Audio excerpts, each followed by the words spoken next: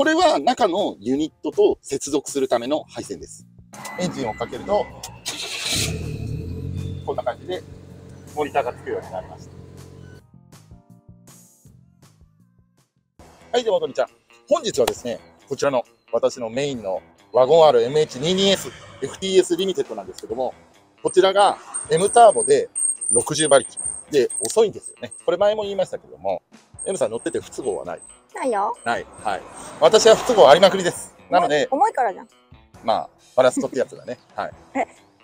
ということで、本日はですね、こちらの車両は以前にこの動画で簡易の無料でね、ブーストアップするよっていうのをやってたんですけども、ブーストの垂れとか、ブーストの立ち上がりがちょっと遅いとかっていうので、今回はまともにブーストコントローラーをつけたいと思います。はい。まともに？はい。ちゃんとメーカーとかから出してるブーストコントローラーっていうのをつけることによって、ソレノイドバルブって言ってブーストを制御してる機械があるんですけども、その機械を車外のやつに交換することによって、まあ、ブーストの立ち上がりがもっとビンビンになるブーストにしたいなと思いますので、ぜひ、ソファーにおかけの主婦の方もご覧いただければと思います。最後までね、ご視聴ください。ということで、参りましょう。レッツゴー。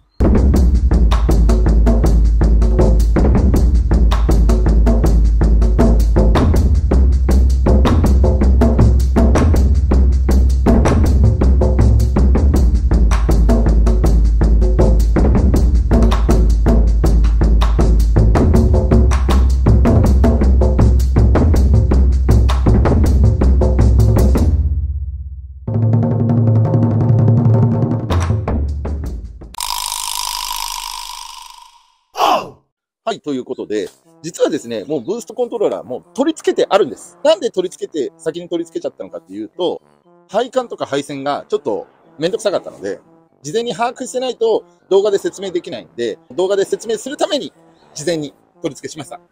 そして、説明するためにわざわざ今バンパー外しました。はい。外してますね。まず、はい、ユニットとしては、私は HKS の EVC4 っていうブーストコントローラーを買いました。サムネにね、ある通りのやつを購入したんですけれども、こちらは、モニターと、あとはブーストをコントロールするユニットのリモコンと、さらにはソレノイドバルブって言って、まあこれから説明するんですけれども、そちらの3点で構成されています。それで配管とか配線を通すことによってブーストを制御できるように、接続できるというのがありますので、そちらを説明したいと思います。はい、どうぞ。はい、じゃあまずはですね、こちら。M さんも一緒に。こちらがエンジンルーム側につける。これね、今ね、取り付けの設置スペースの問題で裏側になってついてるんですけども、こちらがソレノイドバルブです。それで、こちら側からバキュームホース、そしてアウトホース、で、インガーホースとなって、このバキュームホースっていうのは、エンジンルームのワゴン R の MH で言えば、こちらのスロットルボディの上からピロッと出てるところから、これがつながって、ここでバキュームホースをつないでます。この圧力センサーのところですね。そこからつながってます。それをつなげて、ビューンと伸びてって、カメラ下手くそこの青いホースでつながってます。はい。そこから、今度はこちらの2つはアウトとインなんですけども、このアウト側のホース、イン側のホースともにずーっとこのエンジンルームのタービンの方に入ってきます。これね、グリル外さないとダメです。マーブラはこれバンパーとグリルは一体式なんでバンパーごと外してるんですけども、そしてアウト側がこのタービンの根元に、ここから出てる配管につなげてます。そしてイン側はこのアクチュエーターの下側、ここの配管につないでます。メーカーによって、このソレノイドバルブは、バキュームとインとアウトって3種類が基本的なんですけども、メーカーによってはインとアウトしかないソレノイドバルブなんかもありますので、それの場合はもうタービンにそのままつなげるというだけになります。そして、同時にソレノイドバルブから配線があります。これは中のユニットと接続するための配線です。で、マーブラはこれでタイラップで、あんまり配線が出るの好きじゃないんで、タイラップでつないで、ここを通って、バキュームホースと同様に通って、このサージタンクの裏側にサービスホールがあるんですよ。こっち側からの方がいいかもしれない。サージタンクの裏側に、ここにサービスホールがあるんですよ。これが通ってるところ。ここがゴムキャップで線がされてるんで、ここに穴を開けて、車内に配線を引き込んでます。穴開けたの？穴開いてます。また穴開けたの？はい。でも、ブースト系通した時にもともと穴開いてたんで、そのまままた新たに通したっていう感じです。もともとの穴も開けたの？うるさいな。ガタガタガタガタ。ガタガタ言ってない。ということで、それで車内に引き込んでます。はい。そしたら、今度は、車内の方を見てみましょう。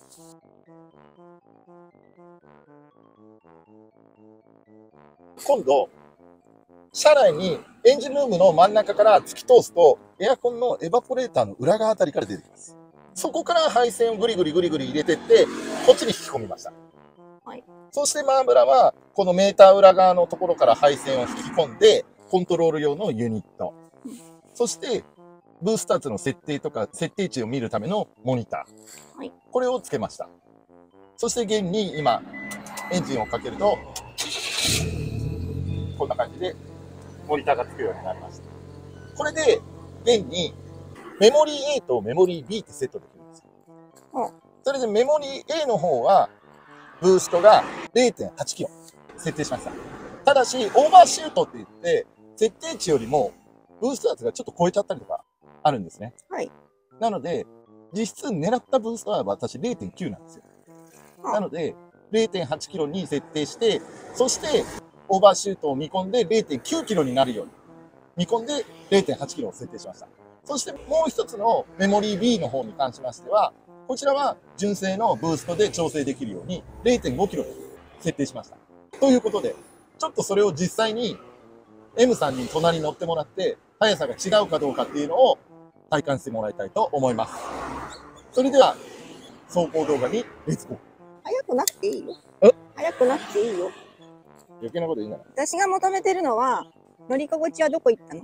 乗り心地はね、またその次。次っていつ？車庫帳とかね、入れて。ただ今度18インチ入れるから、結局同じだよ。入れなかったらいいじゃん。入れちゃうの。乗り心地はどこに行くの？乗り心地は、まあ車庫帳入れていく分改善されるかって感じじゃないですか。いつだよ。まあアウトリップでセッティングするつもりはないので、私は面打ちでセッティングしてやるんで、ストロークは出るようにするんで、その場合は、ある程度乗り心地は車庫帳にすれば改善されますので、それまで、こうご期待という。いや、待って、はい待って。何？ノーマルだったら乗り心地。視聴者さんはもう次を望んでるんだよ。いいの？乗り心地。視聴者さんを敵にしてるよ。乗り心地。乗り心地ね。うん。また今度ね。とりあえず今、マーブラバンパー戻して、これ説明するためだけに今、バンパー外したんですよ。だから何を？なので、今、バンパーつけるから。じゃあ乗り心地よくするために、ノーマルのタイヤに戻してくれりゃいいんだ。まあ、それはさておき。ということで、バンパーをつけます。その後に、走行レビューをします。ナンバーもね、変えてね。はい。了解です。いつも忘れてそのまま走っちゃうからね。はい。気をつけます。かまっちゃうよ。はい。じゃあ、それまで、スキップ。はい。ここで1点お知らせです。マーブラックスタジオでは、視聴者さんの整備、カスタム、作業、洗車等の作業を引き受けております。こんなステルス YouTuber だから信用できないかもしれませんが、車を大事にする気持ちは大きいと思いますので、ぜひ、マーブラックスタジオにね、遊びに気がてら、遠方の方でも、送っていただけても結構です。ワンオフマフラーや整備関係の作業、または塗装とか、そういう基本的にオールマイティな作業を引き受けております。ぜひですね、マーブラにやらせてみようかなっていう方がいらっしゃいましたら、概要欄の方をご覧になってご一報いただければと思います。ただし、最初の問い合わせから何乗りもしないでいくらですかとか、これやってるとか、そういうのはちょっと勘弁してください。いくらなんでも私も人間ですので、名乗りもしないで、いきなしこれいくらとか、そういうのはちょっとやめていただければなと思います。ということで、マーブラックはみんなが乗りたくなるような車作りをコンセプトとして動画を配信しておりますので、ぜひともご依頼いただければと思います。それでは本編へ参りましょう。レッツゴー。はい、ということで、エンジンを温めました。それで何をするのかというと、純正のブースト値で走るのと、設定した 0.9 キロで走り比べたらどんだけ違うのか。まあ、マーブラのレビューと M さんのレビューを共にね、検証してみて、ディスカッションしてみたいなと思います。はい。それでは参りましょう。コンディションは同じ道路でやります。それで同じ道路の状況下で、1本目は純正の 0.5、2本目は設定した 0.9 キロで比べてみたいと思います。それでは参りましょう。M さん OK？OK。はい。じゃあ、これで、セレクトボタンを押して、設定 B がノーマル値です。これは、このボリュームを0に合わせると純正の設定値になります。はい。それで、こっちの A が50%、ここね。この数字ね。ここね。あ、見えたね。50% ってなってるんだけども、これでおおよそ 0.9、この車の場合は、の設定になりますので、これで実際走ってみたいと思います。まずは最初は、純正ブースト。0.5 キロでいきます。はい。M さん、よく体感しといてね。体感ですか？加速感ね。加速感ですね。はい、じゃあ行きます。はい。これアクセル床までです。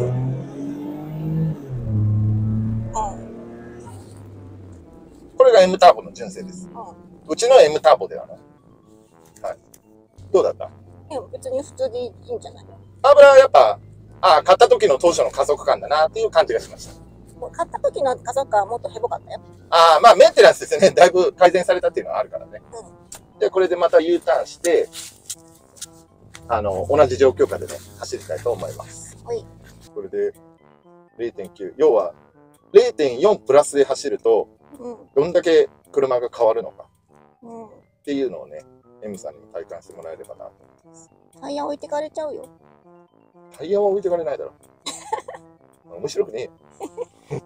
なんかさ、アメリカンコミックみたいに、タイヤだけ置いてっちゃったみたいな。タイヤだけ置いてる。車が速すぎて。まあ基本ないけど。でまた行きます。これ 0.5 です。遅いんだよ。ハーフスロットルでもちょっとかったるさがあるんだよね。まあなんだろう、イオの早曲がりには勝てない。全然行ってないんだよ。スタートダッシュは命だから、あっちは。とにかく割り込んで、この車間距離で割り込めるぐらいのダッシュ力がないと、なんだ、本線に入れない。道を譲るっていう精神が向こうにはないから。そういうのがある。そう。入れるもんなら入ってみやがれ、この野郎。なるほど。そのための加速がない車は、まあ、おとなしく待ってろと。なるほど。で、今度は駐車場入ったら、A モードの、50%。B モードが50なんでしょ？ B モードが 0%。0%。はい。で、A モードの 50% に切り替えて、それでブーストアップの状態で走ってみたいと思います。じゃあ今これで A モードに切り替えます。ここのセレクトボタンを押すだけです。もうあらかじめセッティングはしといたんで、モードを切り替えるだけでブーストアップが変わります。だからブーストコントローラーのメリットってこういうところだよね。ボタン一つで設定を変えられるっていうね。あらかじめ設定さえしとけばね。はい、じゃあ今度 0.9 でいきたいと思います。ちょっと車を。はい、じゃあ行きますよ。アクセルベタ踏みです。はい、行きます。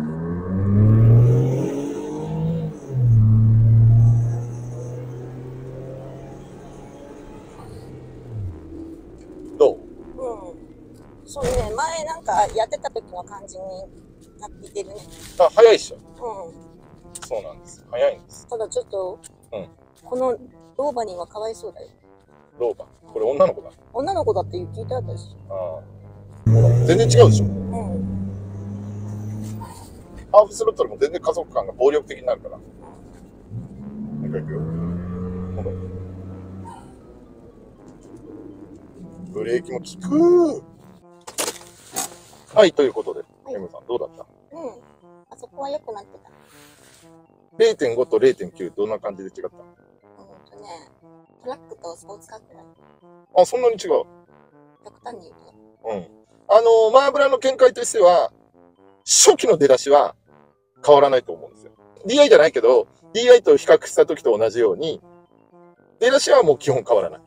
ただ、ブーストがかかり出してからがやっぱ 0.5 と 0.9 ってやっぱ運転の差で、もう加速感が全然暴力的になる。加速の違いなので、やはり、ブーストコントローラーでちゃんとセッティングする。金魚の水槽のエアのコントローラーのブーストアップとか、または私が最初にやった、アクチュエーターのステーを曲げて上げるブーストアップなんかと比べて、車外のソレノイドバルブっていう制御機がついてるんで、それをつけるとやっぱりブーストの立ち上がりなんかは全然違うかなっていうのが感じました。なので、やはり少しでもちょっと速くしたいなっていう方なんかは、ブーストコントローラーっていうのはおすすめかなと思います。これ正直このブーストコントローラーも、もうだいぶ世代が古いやつで、もう4世代前ぐらいのやつなんですよ、今。そうなんだ。そう、相当古いやつで、これネットオークションで1万5千円ぐらいかな。1万5千円ぐらいで生活費を惜しみながらも生活費で買っちゃいました、マーブラ。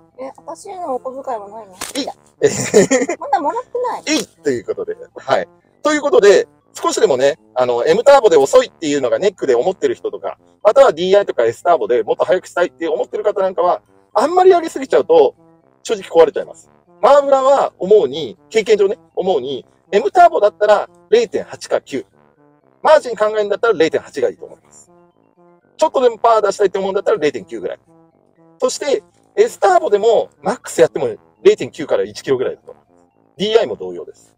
それぐらいの範疇だったら、まあ、ノーマルコンピューターでも壊れないんじゃないかなと思いますので、まあ、それぐらいでやるだけでもかなりパワー感が異なると思いますので、まあ、マーブラは結構好きなチューニングかなと思います。ターボ車ならではのチューニングとなりますので、まあ、比較的安価で10馬力とか軽く上がっちゃいますので、まあ、マーブラはこれをお勧めしたいと思います。この動画がいいねと思ったら、グッドボタンとか共有とかね、また他の動画も見たいなって思ったら、チャンネル登録の方なんかもね、していただければと思いますので、また他の動画もね、ご覧いただければと思います。